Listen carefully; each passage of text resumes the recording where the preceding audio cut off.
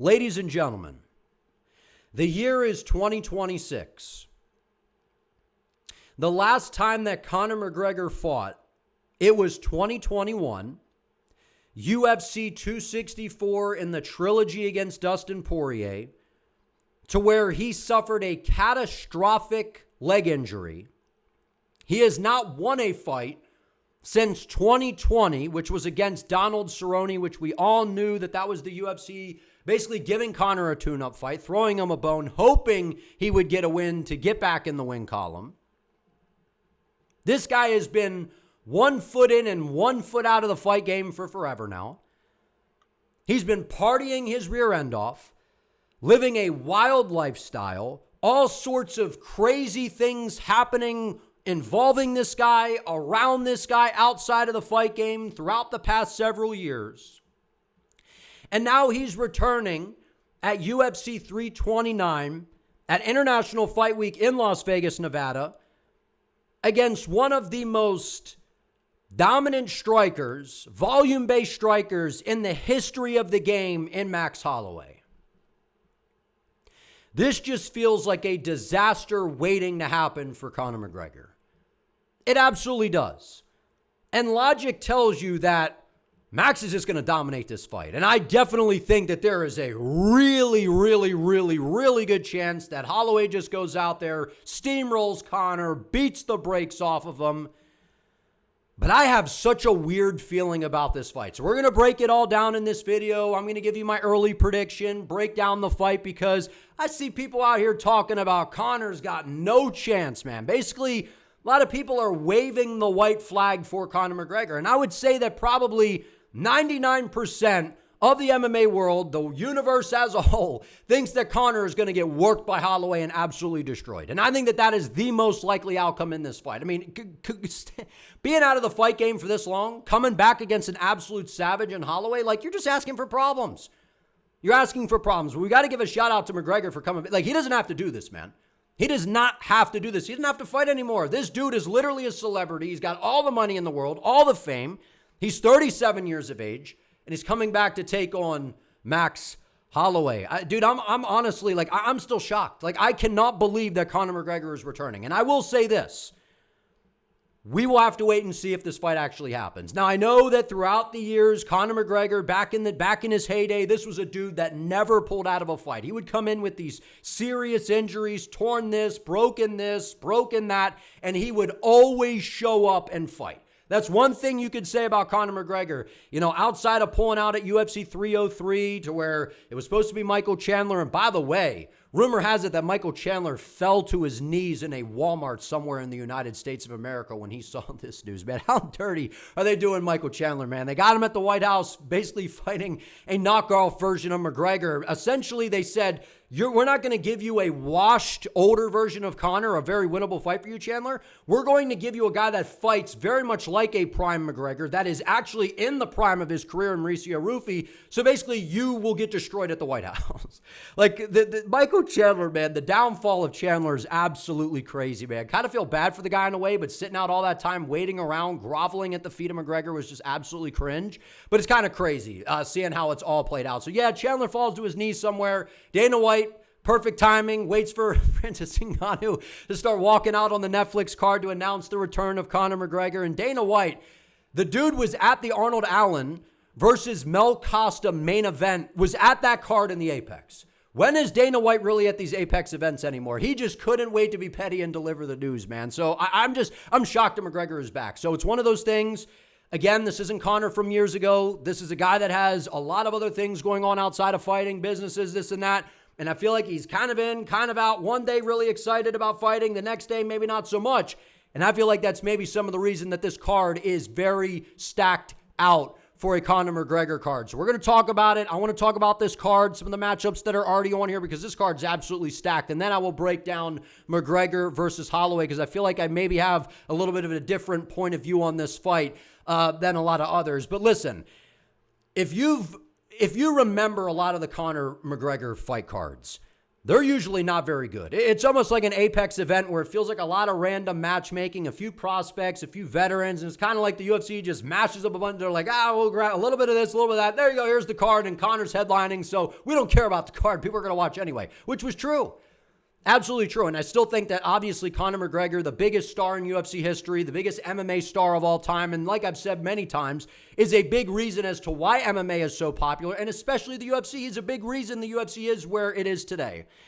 But I don't think Conor is necessarily that same star that he was a while ago. Now, obviously, when Conor fights, the people that don't care about MMA are going to be involved, and Stephen A. Smith will all of a sudden care about MMA, like all that kind of stuff, right? And I do think Conor is still a massive draw, obviously, but I don't know that it's quite the same as it was quite a few years ago, to where the way that they've built out this card, it's absolutely stacked. And in the event that maybe the UFC and Conor, maybe there's been some rifts behind the scenes, especially coming into 303 with the pinky toe, having to pull out and all that kind of stuff, I feel like the UFC may have some trust issues with Conor showing up to this fight. Now, I think he will show up to this fight because throughout Conor's career, we've seen, like I said, he'll be injured, he'll still show up, but this is a different Conor that we're dealing with than the guy that needed the money years ago, wanted to go out there and chase the, different belts. And it's a different guy that we're dealing with, man. And I think that the UFC, that's one of the big reasons that they have stacked out this card. One of the reasons, Conor's still a big name, but add extra beef to it. But in the event that something does happen where Conor does not actually show up for this fight, which I think he will, the card is still going to be absolutely loaded. And Paddy Pimblett versus Benoit Saint Denis is a banger. That is an amazing matchup and a very winnable fight for both dudes, right? Both of them have awful striking defense on the feet. They have decent offensive striking, right? The wrestling of Benoit Saint Denis, I think, is better. His jiu-jitsu is solid, but I think Paddy Pimblett has the jiu-jitsu advantage in this fight. So really, it's kind of a clash of two styles. Both guys are very durable. They're both dogs. You can say whatever you want about Pimblett. Like, I know he got destroyed by what I think is maybe one of the worst sloppy versions of Gaethje that we've ever seen, but Paddy ate some massive shots and was still able to dog it out, man. So we got to give some credit to Paddy there, but at the end of the day, like, at one point, it felt like Paddy was really underrated, and now it feels like coming into the Gaethje fight, he was really overrated. And now it's kind of back to, we don't know. We don't know with Paddy, and I think that this is a very winnable fight. Both guys are very hittable. Benoit Saint Denis, he doesn't really go to a decision, right? He either finishes you finish him, pause, right? And Paddy Pimblett's one of these guys that his striking isn't particularly good, right? We've seen on social media he's messing around with like streamers or whatever, and he's getting beat up on the feet, which is just a horrible look. Like, Paddy's striking is awful. Offensively, he's got a little bit of sting. He's got a little bit of, something on the feet, but for the most part, it's his ground game. It's his ground game. And I think in this fight, I got to lean BSD. I got to lean BSD because I think on the feet, they're both bad defensively. Benoit has more power, I would say, than Paddy. I think he can hurt him, and I think that Benoit has the wrestling advantage, where I think he can take down Paddy, put Paddy on bottom, beat him up with some ground and pound. But I will say this, I think it's a competitive fight. I think that out of all of the top guys in the lightweight division, this is a very winnable fight for Paddy to get him back on track. Very, very winnable. But Benoit's a dog. Paddy's a dog. It's a great matchup. Both guys are good grapplers. I think it comes down to the wrestling, the ground and pound of BSD, the forward pressure, and the fact that he has more power and is more accurate on the feet than a guy like Paddy Pimblett. But I think Paddy has a very good shot of pulling it off, man. I think his jiu-jitsu is really high level. Benoit will have to be careful on the deck. And like I said, Paddy on the feet, even though his chin's in the air, defense isn't very good. Neither is Benoit's defense. His defense isn't good either. Both guys are hittable. I think it's a close fight, but I early lean, I got to say BSD. And then Sandhagen versus Bautista. This is an amazing fight.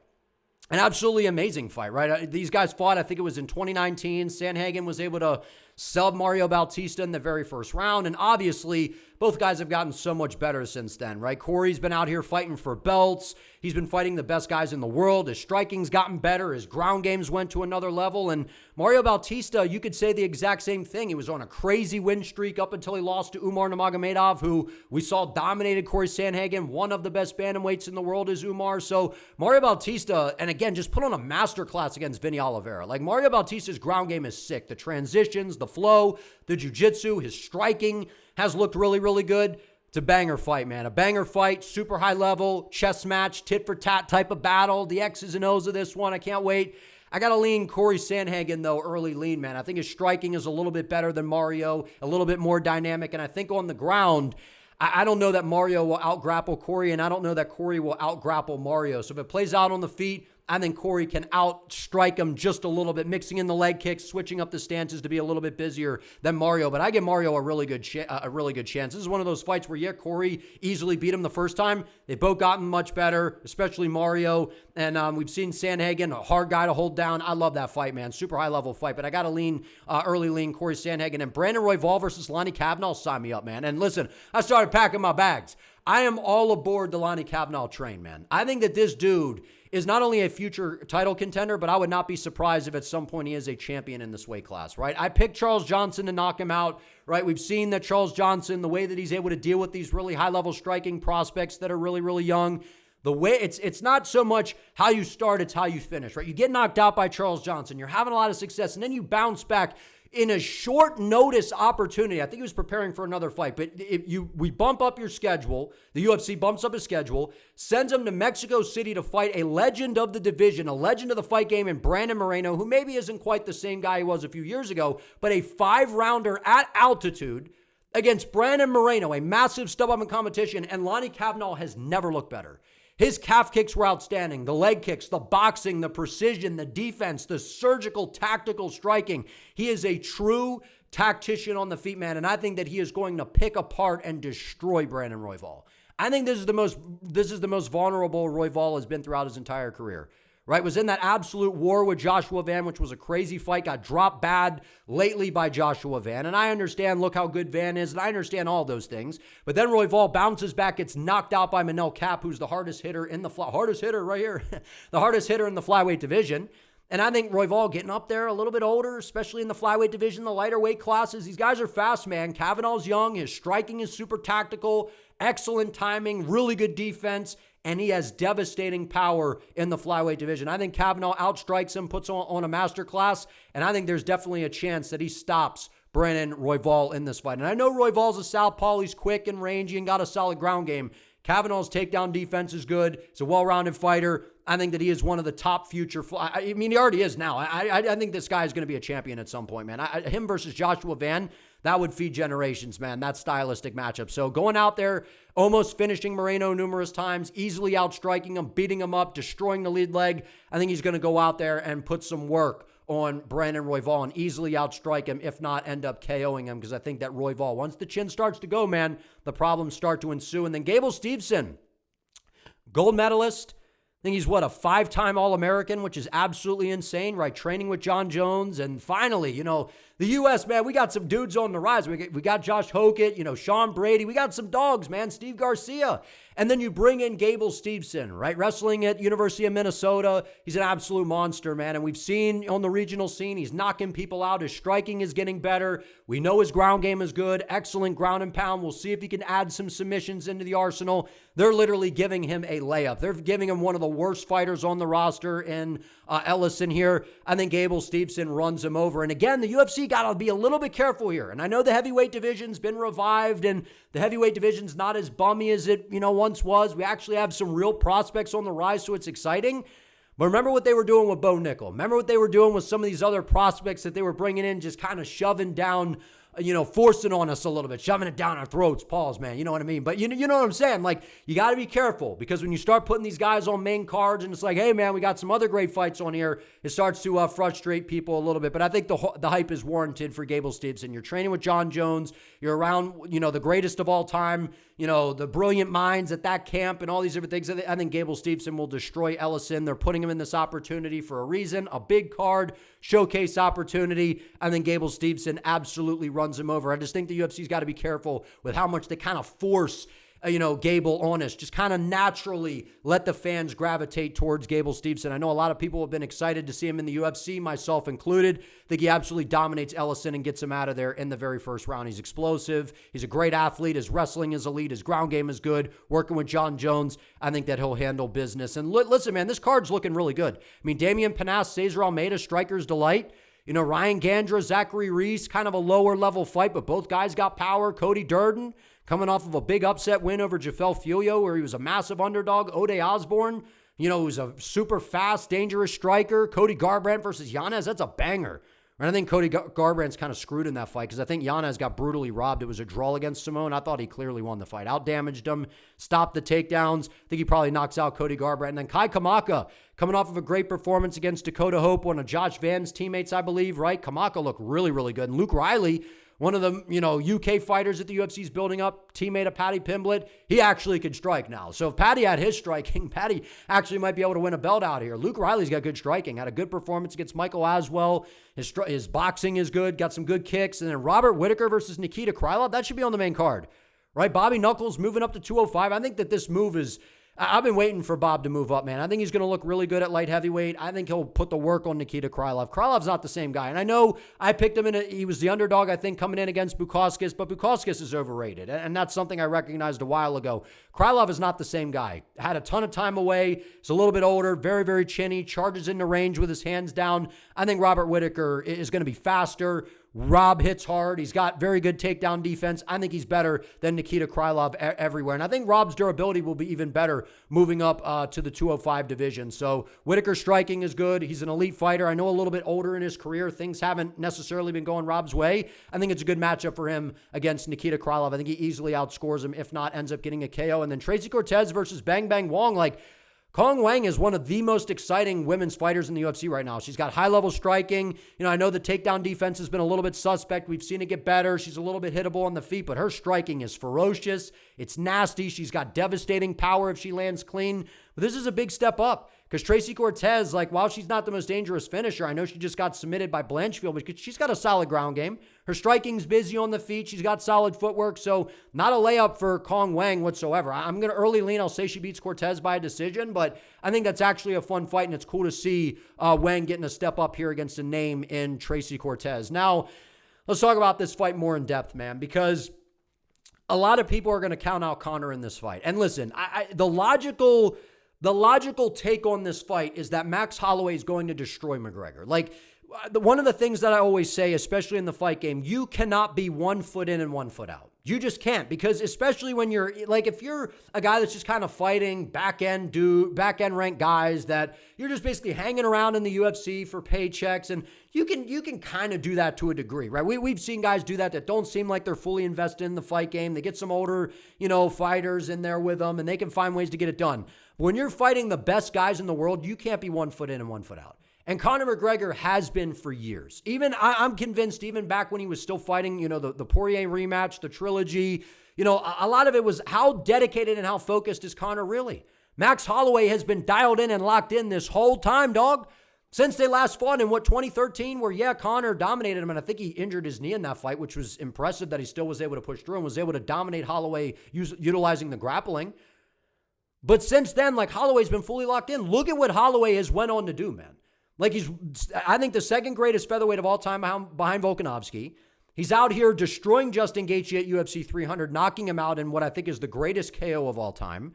Then he's absolutely stunting on Dustin Poirier to win the BMF title, becomes the BMF, right, a champ, goes down, gets knocked out by Ilia Topuria. But look how good Ilia is. Arguably the best fighter in the world right now. Him and Islam Makhachev, the two best fighters in the world. Right? You get knocked out by him, but Holloway had a lot of moments, right? He was at 55, bulked up, went down, so there were some issues there maybe, right? But he was looking good in that fight. Then he goes out there, okay, so he gets dominated by Charles Oliveira, and it's but Charles is one of the most elite grapplers of all time. His wrestling is elite. His jiu-jitsu, we know, is some of the best ever. His striking is very dangerous, and he dominated Holloway, dominated him. But it is a totally different matchup. Holloway's been in there fighting the best guys in the world, and Conor's been sitting on the sideline, partying, doing this, doing that, filming, was in Roadhouse, doing all this stuff, and it's how can Conor come back and win this fight? I will say this. I give him more of a chance than other people may. I actually think that within the first 10 minutes, this for me, Conor has a chance for the first 10 minutes of this fight. I won't ever count out Conor McGregor, man. If there's ever a guy that can be out of the fight game, 1 foot in, 1 foot out, half-assing it, this and that, then actually lock himself in, prepare for a fight, because it feels like he's been preparing for a return for a while. It seems like this has been something that he's been wanting to do. He's really been back, training hard, it looks like. But, going in there against Holloway, and I know Holloway's 34, and I've been saying, listen, Holloway to me seems a little bit more vulnerable than he was some years ago. I know his defense and footwork has gotten a lot better. We know his volume, his output is crazy. His power's been different since he moved up to 55 and, bulked up properly and all these kinds of things. But We saw Gaethje land a big shot and drop Holloway, right? We saw Poirier land a big shot and drop him. We saw Charles Oliveira land some big shots on Holloway and sting him up, right? So I think early on, I mean, Conor's 37 years of age. I know he's been away for a while, but I definitely think that there's a chance that Conor could land some sort of big shot because the power will still be there. And I know the precision, the movement, the timing, right? Is Conor going to be in the karate stance, boxing stance? Like, I don't think any of that matters, right? I just think Conor, to a degree, kind of went to more of a boxing-based stance because his problem is he's been very explosive, but his gas tank is not good. It's never been good. It's never been good. He starts off very, very fast, gets in your face, or some sort of wild spinning attack, puts you on the back foot. He looks great for the first few minutes, and then it just slowly starts to go like this. And I think for the first 2 rounds, there's a real shot that Conor could go out here and knock out Max Holloway. And I know that that sounds crazy. I got a weird feeling about this fight, man, that something fluky is about to happen. We've seen so many crazy things happen in MMA recently, especially this year. And I know Conor's been away for a while, but Holloway going up to 170, I feel like there's kind of 2 ways to look at it, right? Could it be that maybe Holloway bulks up a little extra? How much time has he had to actually know that this fight was going to happen, prepare properly to move up to welterweight? We know Conor, he's gotten a lot bigger, right? He's preparing for Roadhouse, all that kind of stuff, right? Probably, using some substances, some, juicing up a little bit, getting big, all that kind of stuff. And I think that he's going to have a physicality advantage, especially, I think Conor might look to grapple in this fight. We saw him do it to Holloway the first time, but the problem is, even if he does out-grapple Holloway, he's not going to have the gas tank. Right, so if he can't finish Holloway that's literally Conor's only chance in this fight is to finish Max Holloway within the first 2 rounds, in my opinion. And I think it's possible because I think that Max, in a way, is the most vulnerable he's been in a while. We've seen him get cracked ever since he got knocked out by Elia, which, again, we all know how great Elia is. I'm just saying he's been in there with some heavy hitters, guys that are committed to the game for sure.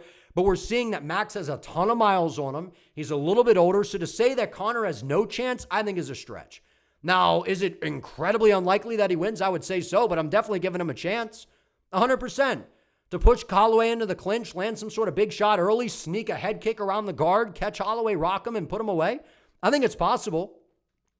I think it's definitely possible. But in terms of an early prediction, I got to lean towards Holloway, man. The guy that's been committed to the game, one of the best featherweights of all time, one of the best strikers we've ever seen. Conor in his heyday, he was definitely one of the best strikers of all time. A prime McGregor, so fluent, the timing, the movement, all of those things.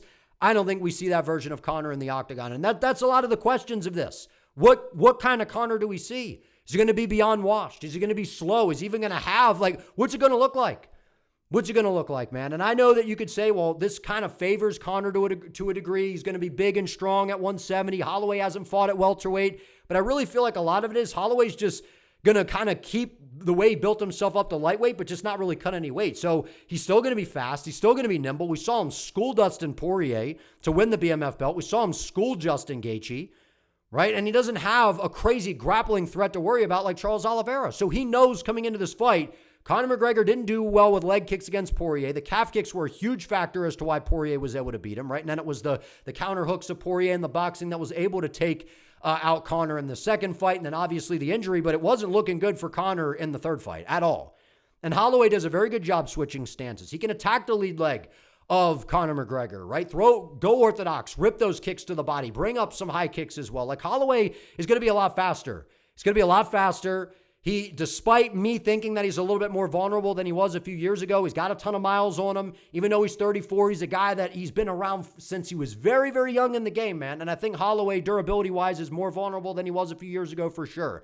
But moving up to welterweight, I feel like he'll have maybe even more durability, not having to drain himself at all, really. I feel like this will be just basically Holloway not cutting much weight. That's the way I think it's going to feel. Maybe adds on more size. I don't even know that it's necessary. I think it'll be faster than Conor. It'll be about being smart early, avoiding the big power shots, that early burst of, energy, and that, Conor where he comes out all aggressive. You do fuck all, mate, where he's got that fire in his eyes and he's taunting you and all that kind of stuff. It will fade. The question is, can Conor get that stoppage within the first 10 minutes? Because I think Conor's gas tank is going to be bad. It never was good. You're away from the fight game all this time. I don't know how you could expect it to be good. But like I said, I'm not counting him out. I think I got this weird, funny feeling, fluky feeling that Conor somehow is going to fluke Holloway and knock him out or something. I really feel like that might happen.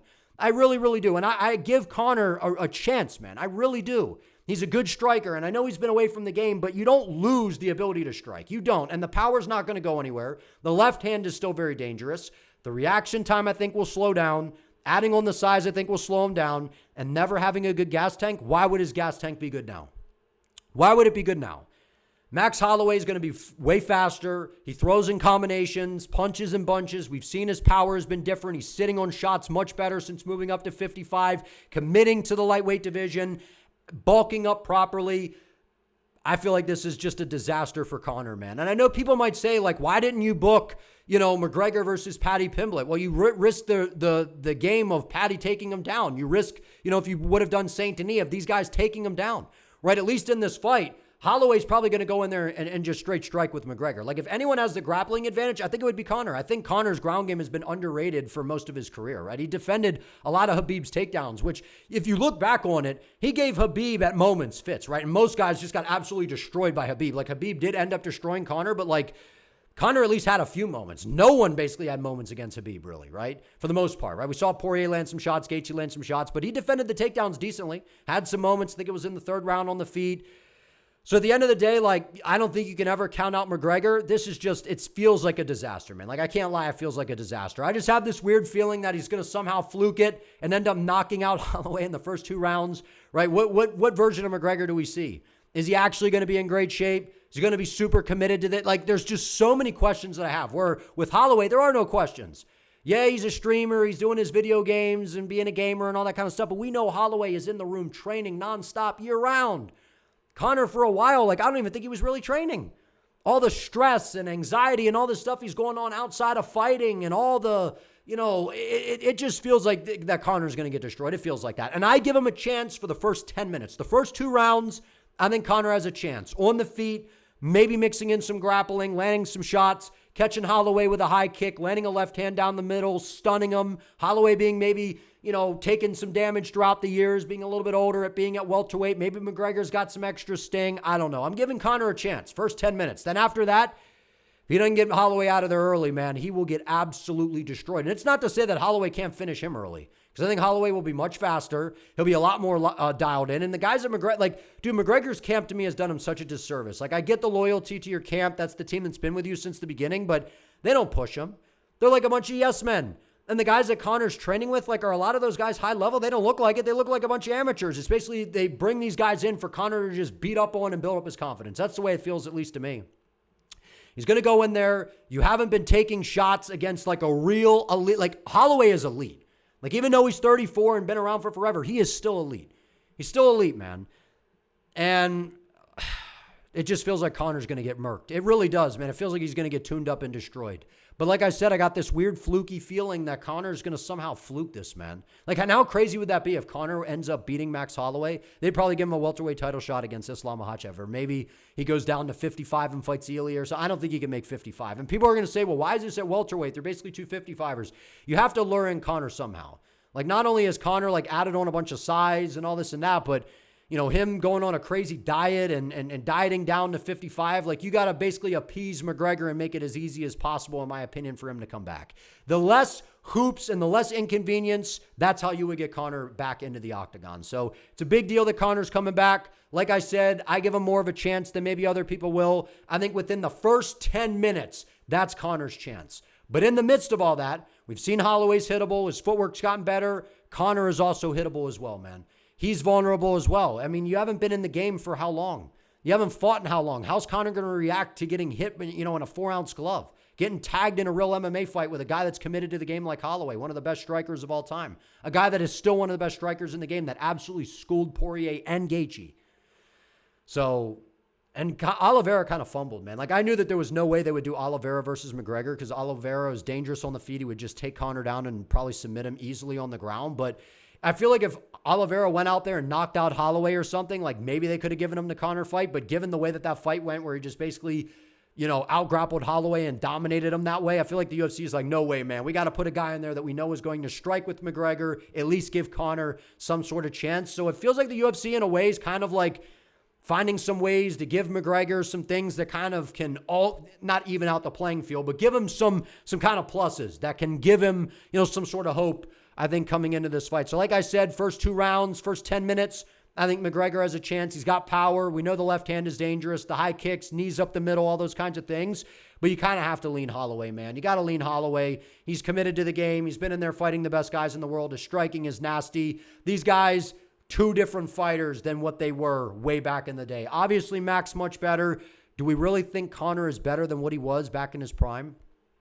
Like, you could argue that Holloway is basically still kind of in his prime, as crazy as that is to say. Moving up to a new weight class, filling out well. He's looked really good at lightweight. Outside of getting buzzed a few times, he's dominated dudes on the feet. Absolutely dominated dudes on the feet. And I know when he went back to 45, he got knocked out by Ilya, but he actually looked really good in that fight if you watch that fight back. Looked good, was landing good kicks. We've seen Max's game evolve. Much better footwork, much better movement, a lot more kicks.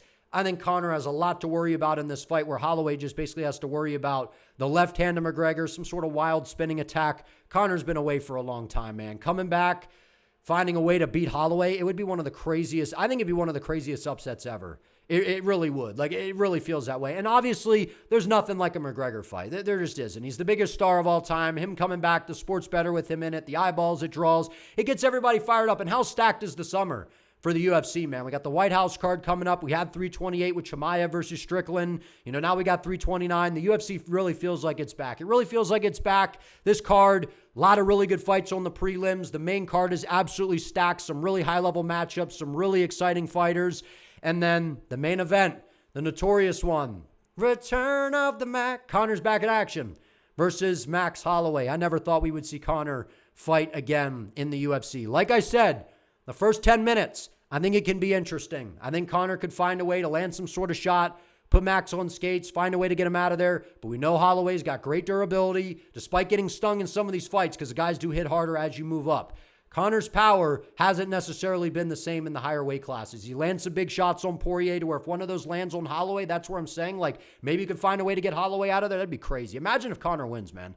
It'd be actually really crazy for the sport, right? Because if Holloway wins, it's like, yeah, you beat an older McGregor who's uncommitted to the game, right? So it feels like all the pressure's on Holloway in a way. Like, because no one really is expecting Conor to win. Like I said, I give him a chance, and like I have this weird feeling that I watch him pull it off. That'd be crazy. But you have to favor Holloway. Logic tells you he's active. He's been fighting the best guys in the world. He's committed to the game. McGregor, a guy that's 1 foot in, 1 foot out. And which you kind of understand, right? He's a celebrity, businesses, all that kind of stuff.